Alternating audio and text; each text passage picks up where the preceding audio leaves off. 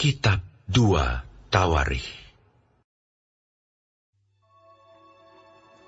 Lalu ia membuat mezbah tembaga yang 20 hasta panjangnya, dan 20 hasta lebarnya, dan 10 hasta tingginya.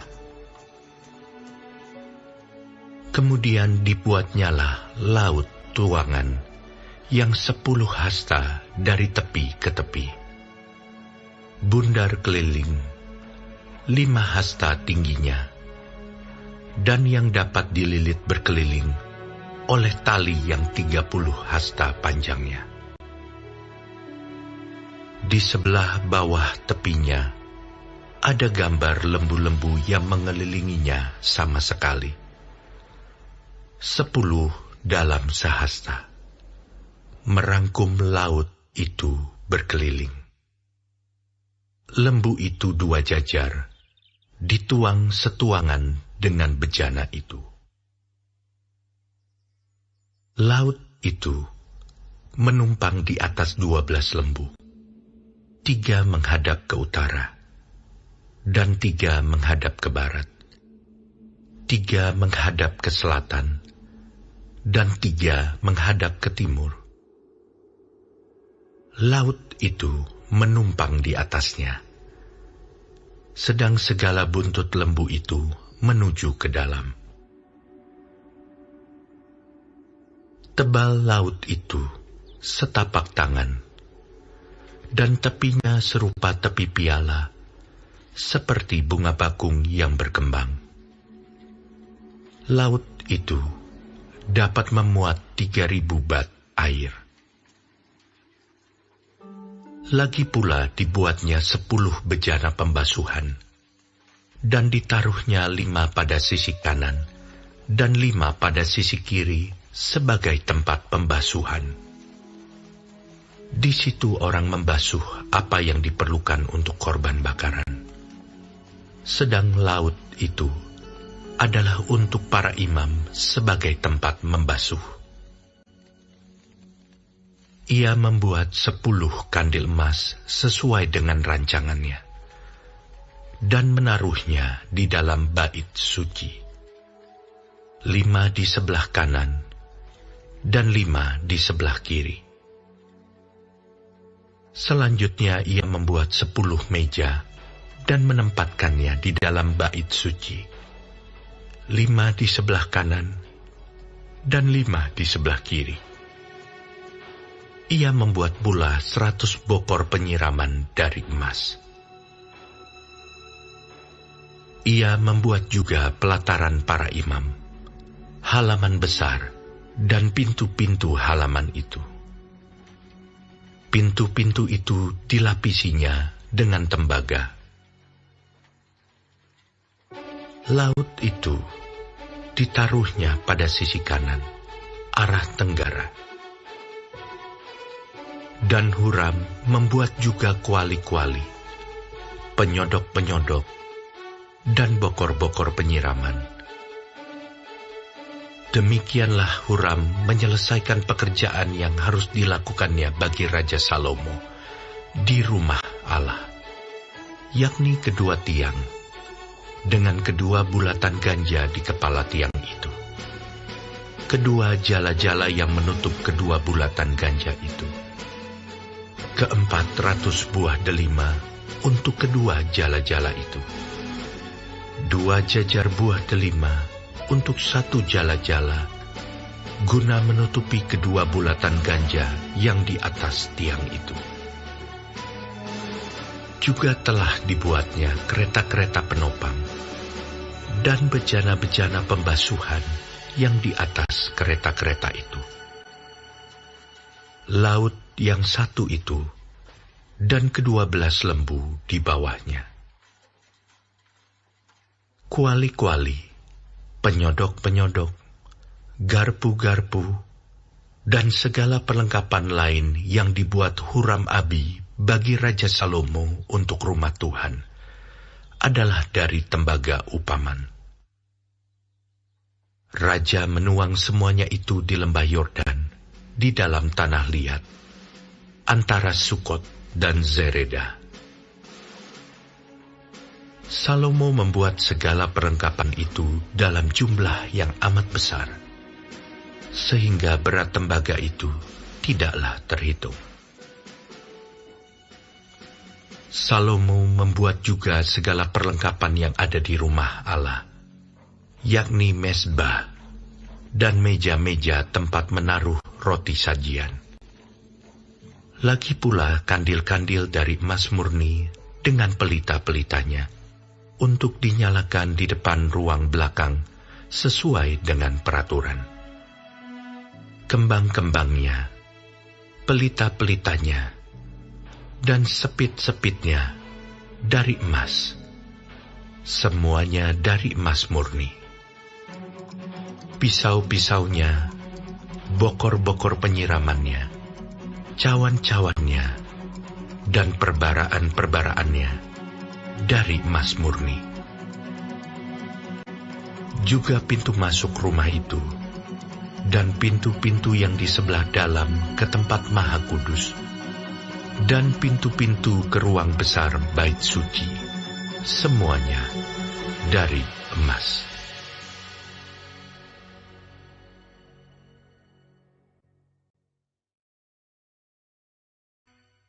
Kitab 2 Tawarikh.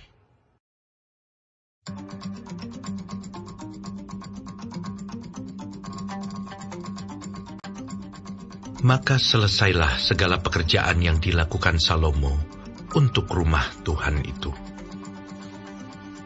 Kemudian Salomo memasukkan barang-barang kudus Daud ayahnya, dan menaruh perak, emas, dan barang-barang itu dalam perbendaharaan rumah Allah. Pada waktu itu, Salomo menyuruh para tua-tua Israel dan semua kepala suku, para pemimpin puak orang Israel, berkumpul di Yerusalem untuk mengangkut tabut perjanjian Tuhan dari kota Daud, yaitu Sion. Maka pada hari raya di bulan ke-7, berkumpullah di hadapan raja semua orang Israel. Setelah semua tua-tua orang Israel datang, maka orang-orang Lewi mengangkat tabut itu. Mereka mengangkat tabut itu, dan kemah pertemuan, dan segala barang kudus yang ada di dalam kemah itu. Semuanya itu diangkut oleh imam-imam dan orang-orang Lewi. Tetapi Raja Salomo dan segenap umat Israel yang sudah berkumpul di hadapannya berdiri di depan tabut itu, dan mempersembahkan kambing domba dan lembu sapi yang tidak terhitung dan tidak terbilang banyaknya. Kemudian imam-imam membawa tabut perjanjian Tuhan itu ke tempatnya. Di ruang belakang rumah itu, di tempat Maha Kudus, tepat di bawah sayap kerup-kerup. Jadi kerup-kerup itu mengembangkan kedua sayapnya di atas tempat tabut itu, sehingga kerup-kerup itu menudungi tabut, serta kayu-kayu pengusungnya dari atas. Kayu-kayu pengusung itu demikian panjangnya, sehingga ujungnya kelihatan dari tempat kudus yang di depan ruang belakang itu, tetapi tidak kelihatan dari luar. Dan disitulah tempatnya sampai hari ini. Dalam tabut itu tidak ada apa-apa, selain dari kedua loh yang ditaruh Musa ke dalamnya di Gunung Horeb, ketika Tuhan mengikat perjanjian dengan orang Israel pada waktu perjalanan mereka keluar dari Mesir. Lalu para imam keluar dari tempat kudus. Para imam yang ada pada waktu itu, semuanya telah menguduskan diri, lepas dari giliran rombongan masing-masing. Demikianlah pula para penyanyi orang Lewi, semuanya hadir, yakni Asaf, Heman, Yedutun, beserta anak-anak dan saudara-saudaranya. Mereka berdiri di sebelah timur mezbah, berpakaian lenan halus, dan dengan ceracap, gambus, dan kecapinya, bersama-sama 120 imam peniup nafiri. Lalu para peniup nafiri dan para penyanyi itu serentak memperdengarkan paduan suaranya untuk menyanyikan puji-pujian dan syukur kepada Tuhan. Mereka menyaringkan suara dengan nafiri, ceracap, dan alat-alat musik, sambil memuji Tuhan dengan ucapan, "Sebab Ia baik, bahwasanya untuk selama-lamanya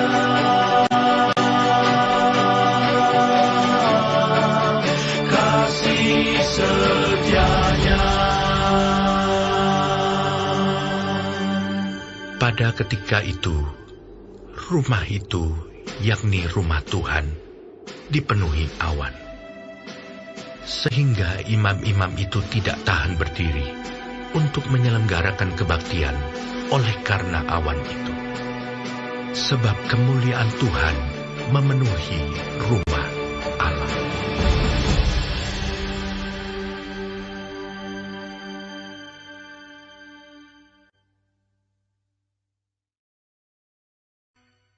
Kitab 2 Tawarikh. Pada waktu itu berkatalah Salomo, Tuhan telah memutuskan untuk diam dalam kekelaman. Sekarang, aku telah mendirikan rumah kediaman bagimu, tempat engkau menetap selama-lamanya. Kemudian berpalinglah raja, lalu memberkati seluruh jemaah Israel. Sedang segenap jemaah Israel berdiri, ia berkata, Terpujilah Tuhan, Allah orang Israel, yang telah menyelesaikan dengan tangannya apa yang difirmankannya dengan mulutnya kepada Daud ayahku. Demikian, sejak aku membawa umatku keluar dari tanah Mesir, tidak ada kota yang kupilih di antara segala suku Israel untuk mendirikan rumah di sana sebagai tempat kediaman namaku. Dan tidak ada orang yang kupilih untuk menjadi raja atas umatku Israel. Tetapi kemudian aku memilih Yerusalem sebagai tempat kediaman namaku, dan memilih Daud untuk berkuasa atas umatku Israel. Ketika Daud ayahku bermaksud mendirikan rumah untuk nama Tuhan Allah Israel, berfirmanlah Tuhan kepadanya, Engkau bermaksud mendirikan rumah untuk namaku, dan maksudmu itu memanglah baik. Hanya, bukanlah engkau yang akan mendirikan rumah itu, melainkan anak kandungmu yang akan lahir kelak. Dialah yang akan mendirikan rumah itu untuk namaku. Jadi Tuhan telah menepati janji yang telah diucapkannya. Aku telah bangkit menggantikan Daud ayahku, dan telah duduk di atas tahta kerajaan Israel, seperti yang difirmankan Tuhan. Aku telah mendirikan rumah ini untuk nama Tuhan, Allah Israel, dan telah menempatkan di sana tabut yang memuat perjanjian yang telah diikat Tuhan dengan orang Israel. Kemudian berdirilah ia di depan mezbah Tuhan di hadapan segenap jemaah Israel, lalu menadahkan tangannya.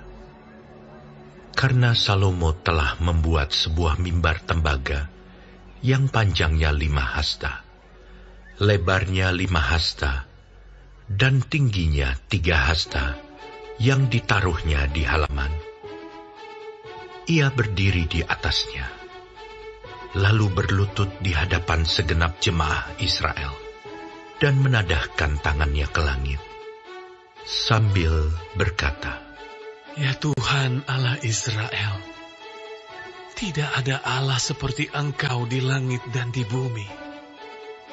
Engkau yang memelihara perjanjian dan kasih setia kepada hamba-hambamu yang dengan segenap hatinya hidup di hadapan-Mu. Engkau yang tetap berpegang pada janji-Mu terhadap hamba-Mu Daud ayahku, dan yang telah menggenapi dengan tangan-Mu apa yang Kau firmankan dengan mulut-Mu, seperti yang terjadi pada hari ini. Maka sekarang ya Tuhan, Allah Israel, peliharalah apa yang Kau janjikan kepada hamba-Mu Daud ayahku, dengan berkata, keturunan-Mu takkan terputus di hadapanku, dan tetap akan duduk di atas tahta kerajaan Israel, asal anak-anak-Mu tetap hidup menurut hukum-Ku, sama seperti Engkau hidup di hadapanku. Maka sekarang ya Tuhan Allah Israel, biarlah terbukti kebenaran firman-Mu yang telah Kau ucapkan kepada hamba-Mu Daud. Tetapi benarkah Allah hendak diam bersama dengan manusia di atas bumi?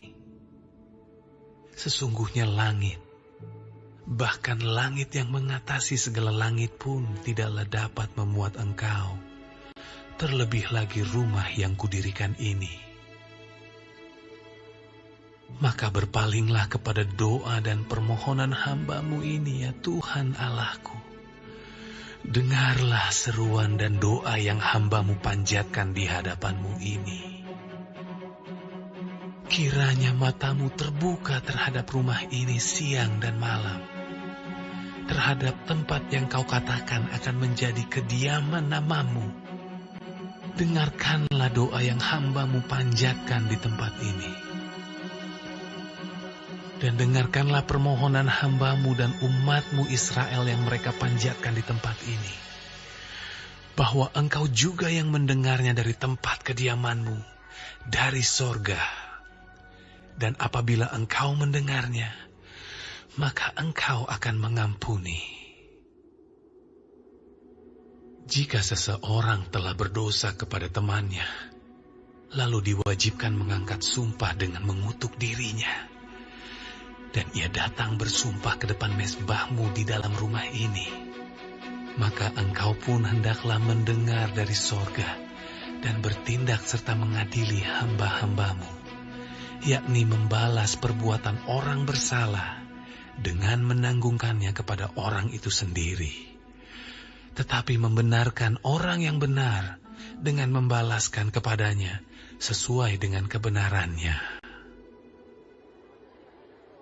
Apabila umat-Mu Israel terpukul kalah oleh musuhnya karena mereka berdosa kepadamu, kemudian mereka berbalik dan mengakui nama-Mu, dan mereka berdoa dan memohon di hadapan-Mu di rumah ini, maka Engkau pun kiranya mendengar dari sorga dan mengampuni dosa umat-Mu Israel, dan mengembalikan mereka ke tanah yang telah Kau berikan kepada mereka dan nenek moyang mereka.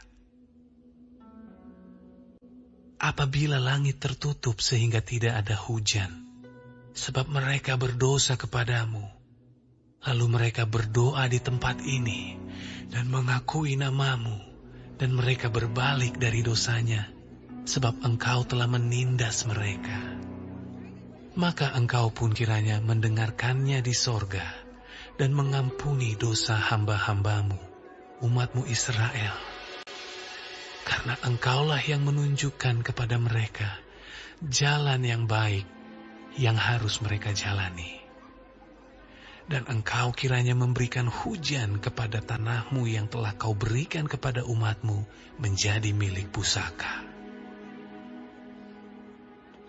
Apabila ada kelaparan di negeri ini, apabila ada penyakit sampar, hama, dan penyakit gandum, belalang dan belalang pelahap, apabila musuh menyesakkan mereka di salah satu kota mereka, apabila ada tulah atau penyakit apapun, lalu seseorang atau segenap umat-Mu Israel memanjatkan doa dan permohonan di rumah ini, dengan menadahkan tangannya karena mereka masing-masing mengenal tulahnya dan penderitaannya sendiri, maka Engkau pun kiranya mendengar dari sorga, tempat kediaman-Mu yang tetap, dan kiranya Engkau mengampuni dan membalas kepada setiap orang sesuai dengan segala perbuatannya. Karena Engkau mengenal hatinya, sebab Engkau sajalah yang mengenal hati anak-anak manusia, supaya mereka takut akan Engkau dan mengikuti segala jalan yang Engkau tunjukkan, selama mereka hidup di atas tanah yang telah Kau berikan kepada nenek moyang kami. Juga apabila seorang asing yang tidak termasuk umat-Mu Israel datang dari negeri jauh oleh karena nama-Mu yang besar, tangan-Mu yang kuat dan lengan-Mu yang teracung, dan ia datang berdoa di rumah ini, maka Engkau pun kiranya mendengar dari sorga, dari tempat kediaman-Mu yang tetap, dan kiranya Engkau bertindak sesuai dengan segala yang diserukan kepadamu oleh orang asing itu, supaya segala bangsa di bumi mengenal nama-Mu, sehingga mereka takut akan Engkau, sama seperti umat-Mu Israel. Dan sehingga mereka tahu bahwa nama-Mu telah diserukan atas rumah yang telah kudirikan ini. Apabila umat-Mu keluar untuk berperang melawan musuh-musuhnya, ke arah manapun Engkau menyuruh mereka, dan apabila mereka berdoa kepadamu dengan berkiblat ke kota yang telah Kau pilih ini, dan ke rumah yang telah kudirikan bagi nama-Mu, maka Engkau kiranya mendengar dari sorga doa dan permohonan mereka, dan Engkau kiranya memberikan keadilan kepada mereka. Apabila mereka berdosa kepadamu, karena tidak ada manusia yang tidak berdosa, dan Engkau murka kepada mereka dan menyerahkan mereka kepada musuh, sehingga mereka diangkut tertawan ke negeri yang jauh atau yang dekat. Dan apabila mereka sadar kembali dalam hatinya di negeri tempat mereka tertawan, dan mereka berbalik dan memohon kepadamu di negeri tempat mereka tertawan dengan berkata, kami telah berdosa, bersalah, dan berbuat fasik. Apabila mereka berbalik kepadamu dengan segenap hatinya, dan dengan segenap jiwanya di negeri orang-orang yang mengangkut mereka tertawan, dan apabila mereka berdoa kepadamu dengan berkiblat ke negeri mereka yang telah Kau berikan kepada nenek moyang mereka, ke kota yang telah Kau pilih, dan ke rumah yang telah kudirikan bagi nama-Mu, maka Engkau kiranya mendengarkan dari sorga, dari tempat kediaman-Mu yang tetap, kepada doa dan segala permohonan mereka, dan kiranya Engkau memberikan keadilan kepada mereka, dan Engkau kiranya mengampuni umat-Mu yang telah berdosa kepadamu. Sebab itu ya Allahku, kiranya matamu terbuka dan telingamu menaruh perhatian kepada doa yang dipanjatkan di tempat ini. Dan sekarang, bangunlah ya Tuhan Allah, dan pergilah ke tempat perhentian-Mu, Engkau serta tabut kekuatan-Mu. Kiranya ya Tuhan Allah, imam-imam-Mu berpakaian keselamatan, dan orang-orang yang Kau kasihi bersukacita karena kebaikan-Mu. Ya Tuhan Allah, janganlah Engkau menolak orang yang telah Kau urapi. Ingatlah akan segala kasih setia-Mu kepada Daud, hamba-Mu itu.